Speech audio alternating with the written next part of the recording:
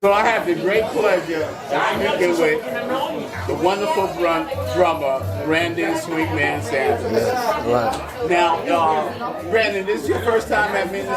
Actually, it's my third time at Minton's, yes. Now, you know, the house drummer here was an iconic figure named Kenny Clark. Oh, yeah. Now, tell me about some of the things that you think about when you're in the bandstand at this iconic place. I mean, I think about all the people that played here, like Kenny Clark, Charlie Parker, Max Roach.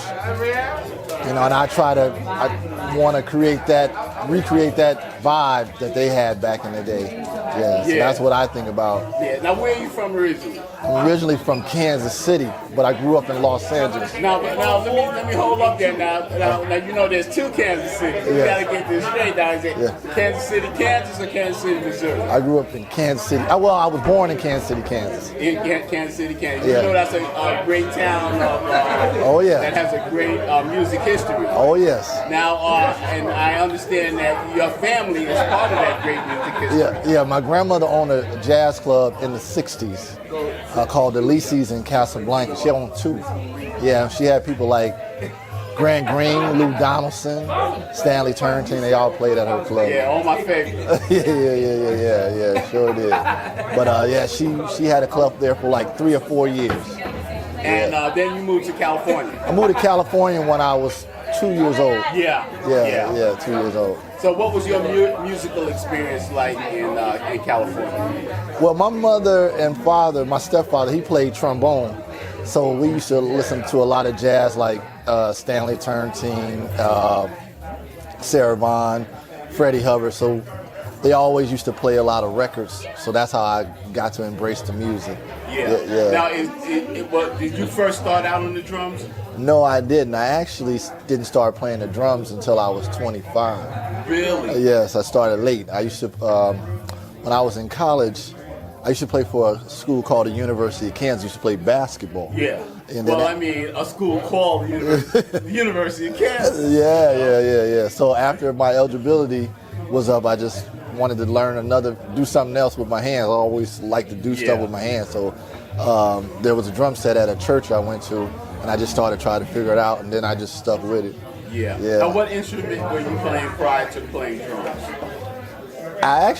My grandmother bought me a guitar when I was 12, but I didn't stick with it. I didn't stick with it, But then I just got fascinated with the drums as I got older when I was 25. So you moved from one musical legendary place in Kansas City to another legendary area of the country where music thrives. And tell me about that experience.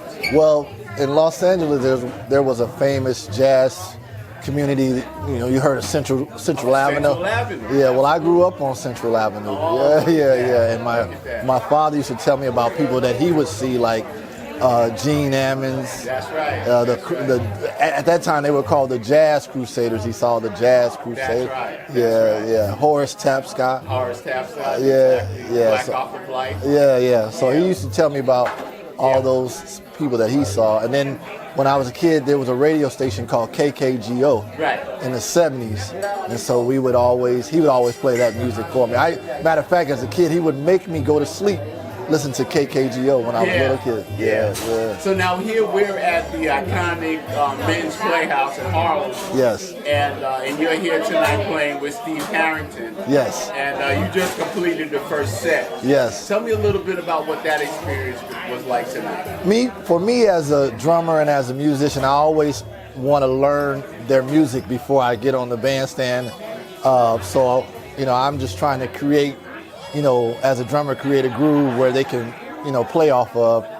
Steve Carrington is like one of the best horn players around, and it's good to learn from him. And the energy, his energy is always up, so you got to bring the energy too. So the experience is like, on a whole nother level. You know what I'm saying? So So. Well, Brandon, man, it's so good speaking with you, man. Thank you I can't wait to hear you in the second set. Yeah, thank you so much. All of your career going forward. Yeah. I got one more question for yes. you, though. Now that we're approaching what we call this post-pandemic era, what do you think your future is going to look like going forward? I mean, actually, I always believe my future is going to be bright. Every day I wake up, you know what I mean? I think, the pandemic is still here, but it's passing. And I think people are going to come out and support live music even more so.